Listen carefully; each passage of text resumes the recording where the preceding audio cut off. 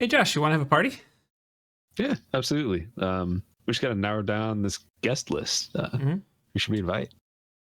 Well, we had Michael and Izzy for the Dragon of Icespire Peak party. That was a lot of fun. Hmm. Probably invite them. Yeah, Evan's a fan favorite. Ooh, yeah. Is that too many though? No, I think that's fine. Mhm. But then like Blake it's a lot of fun to have Blake in our party too. Starting to get a lot of moving parts Um, here. hmm what if one of them can't make it? Yeah, But we want to have variety in there too. you do, but Like, you don't want to get everybody's hopes up, and then it's not the same when everybody's not there. but if you don't have a Blake in your party, then who are people going to tease? You gotta have the teaser. Ugh. That's a good point. Today we're going to be talking about planning parties and party composition and party size in D&D 5e.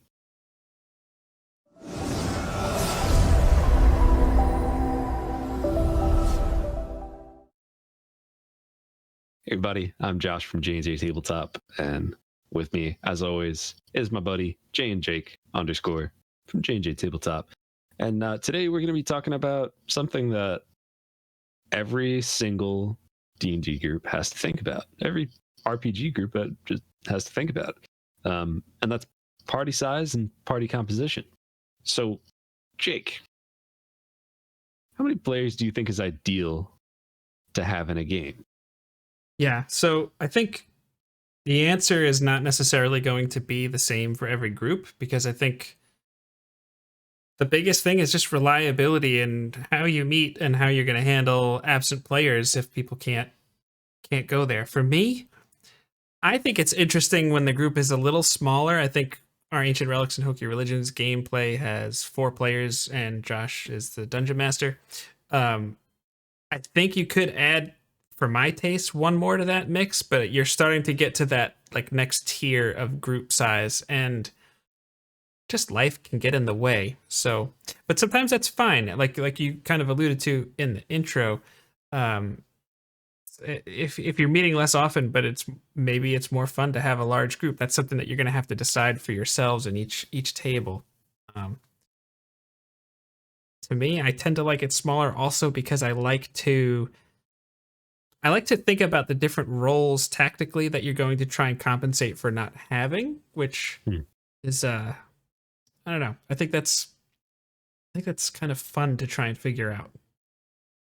Yeah. I think at least for like online games, smaller party is absolutely better. Just when you're in a room with people and you're all having your side conversations and you're all talking and you're all playing the game and saying what you want to do, that chaos is a lot more manageable than if you have, say, just 7 people in a Discord call and everyone trying to do something and it's all going just at the same time in your headset. Like, that chaos, like that makes me go crazy a little bit. I could deal with it in a room, but on a Discord call, it's different. You probably should do an etiquette video, actually. We're thinking about it. Let us know in the comment section. But yeah, but I even mean like etiquette aside, just when there's that many people that like they all want to do something, it can get kind of hectic. But I think I tend to agree with you, Lo. I like 4 players, something like that. I think that's a sweet spot. Yeah, and I know I've heard that concept too. Like, once you start having large groups, like a game like Critical Role, like I remember Sam making a few comments where he's like, I'm sorry, it's been like 50 minutes since my last combat turn happened. So that can also just get distracting. And then, as a player, sometimes you're like, you don't want to see the guy on the phone doing their thing or whatever. But if it's been 40, 50 minutes since their turn, does it really matter if they check Twitter or whatever they want to do? Like, it's you got to have everybody engaged. Every group is going to have a different attention span. Every group is going to be trying to find that sweet spot that I think will fit for them. And I think I think you'll know that in the energy in the room or the Discord call, like you said, depending on just how that's going. And Yeah. you just gotta read the room, man. Call that reading the Zoom. I'm so proud of that. Thank you. So I guess like timing and all of that kind of stuff aside, like obviously if you have a small group and you're missing a player, you're probably not going to play that session, because that if you're missing a fourth of your group, that's really important. That's significant. If you have 7 players and you're missing someone, you might be able to put them on like autopilot. I don't know why 7 and 4 are the 2 go-to numbers, but all of that aside, let's talk a little bit about like party composition. Okay. So there are some traditional roles that people tend to have in parties, and this is tabletop RPGs, video games, like it's in all that kind of stuff. Do you want to go through the roles? Sure. Yeah. I mean, the original D&D, well, not the original D&D game, but like first, second edition, you had your fighter, which is your tank, your defender, your frontline melee meat shield, whatever you want to call them. You have your magic user, which like your wizard, but the name for that is like your battlefield controller. They're going to be trying to make sure the ebbs and flows of combat happen on the terms that are advantageous to your party. You have your healer or your support character, typically like a cleric.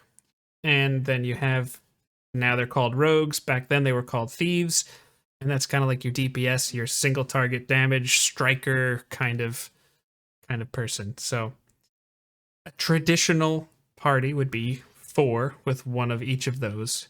And there are variants on it now. Instead of just being a fighter, you could have a barbarian, you could have a paladin, you know, even a ranger has some good tankiness to them as far as using a D10 hit die. Sorcerers, wizards, warlocks, druids can kind of do the battlefield control. You know, you're going to have ways to fill all of these things typically, but like I said earlier, I think it's kind of fun when you don't have all the roles covered and you have to figure out how to do that. I mean, have you ever been at a group or a table where they're like, "Oh, we don't have a this, so we have to make a that"? Yeah, I love that, because that's where some of the real like creativity comes out, you know? Like if you don't have someone who's proficient in thieves tools and you can't sneak into that room and get that thing, well, maybe your sorcerer, like whoever, is going to have to use that charisma and try to talk your way into that room, instead of your rogue just being like, I got it. You know, like, or they have the classic unseen servant go down that hallway that looks trapped. Let's just see what happens when you step on something. Yeah. Yeah, I think a lot more. There's nothing wrong with having a set of boots for each role. You know, having someone filling all of those roles. But there are some really fun and creative moments that you will only walk into if you don't have someone who is good at the thing that you're trying to do, because you either have to just have someone do it poorly, avoid it, or figure out another way. And if you're figuring out another way, Yeah. that's creativity. Yes, and those are some of the most memorable and fun moments at the table. I mean, if you want to use like a sports analogy, I mean, different sports teams, you know, in football, a lot of times they'll, you know, build the team around the quarterback, right? You know, Tom Brady wins the Super Bowl again, so they try and really make sure he has all the tools that he needs to succeed, and then everything else kind of flow from there. Maybe that's, you know, how you do that, or maybe you're going to build your team on defense, and you know, maybe we have a fighter, we have a paladin, we have a barbarian, you know, and we just run into the front line and just go nuts. Okay, well, that could be fun to see how that plays out. Or maybe it also might affect some build decisions later on too that you might not normally explore. It's the kind of thing that just, as you kind of just manage the situation as it shows up, it's going to be more fun. I mean, to use your example, Josh, I mean, I feel like Robin Hood and his merry men a bunch of rangers and rogues trying to figure out how to, steal from the rich and give to the poor. Yeah, and I love the concept of having a entire party made up of all just martial warriors, and not even like having like a rogue in there too, or like a monk in there too. I mean, no, like this is a party of fighters. Maybe they're all knights from the same order. Maybe they are Robin Hood and his band of merry men, or they're some sort of highwaymen.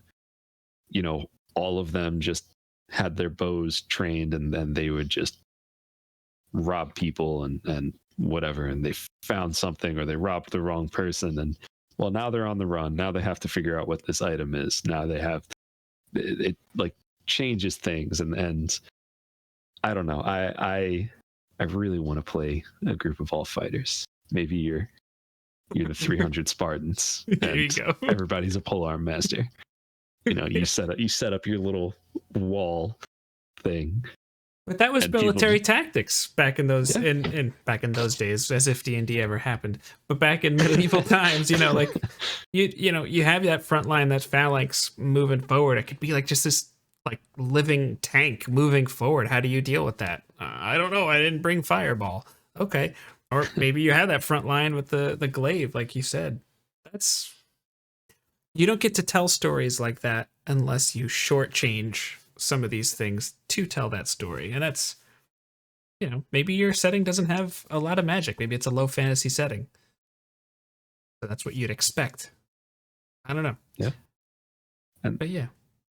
And the opposite is true too. Like with the low magic setting, maybe I'm giving away too much, but someday there is a low magic setting where we want to play a game of all magic users in. And that is going to be excellent if and when that happens. Mm-hmm. And we're going to tell stories that you would not be able to tell with a balanced party. Yeah.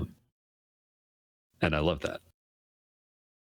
But I think all of this to say, these are all things that you could go over in your session 0. If you want to learn more about a session 0, we had a video on that. So check out that video on the session 0. Obviously, if you're about to start a game, you should talk about how many people are going to be in that game. You should talk about what you're going to do if someone can't make it. And if that becomes a problem where there's a specific person who's just not showing up week after week, that's something you got to talk about. Yeah. Session 0 stuff. Also, party composition is also session 0 stuff. Everything is session 0. So many pitfalls get avoided by just talking about it beforehand. Yeah.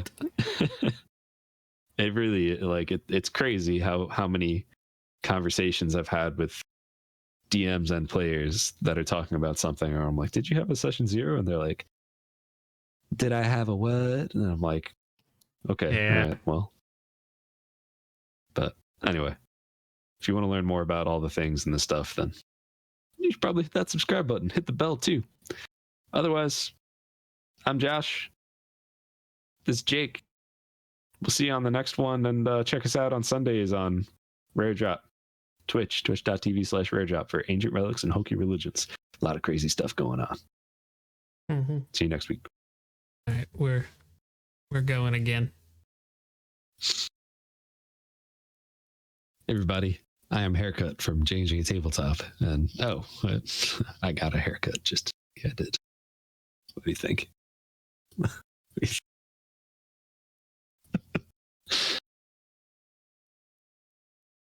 Next time I'll shave before we record too.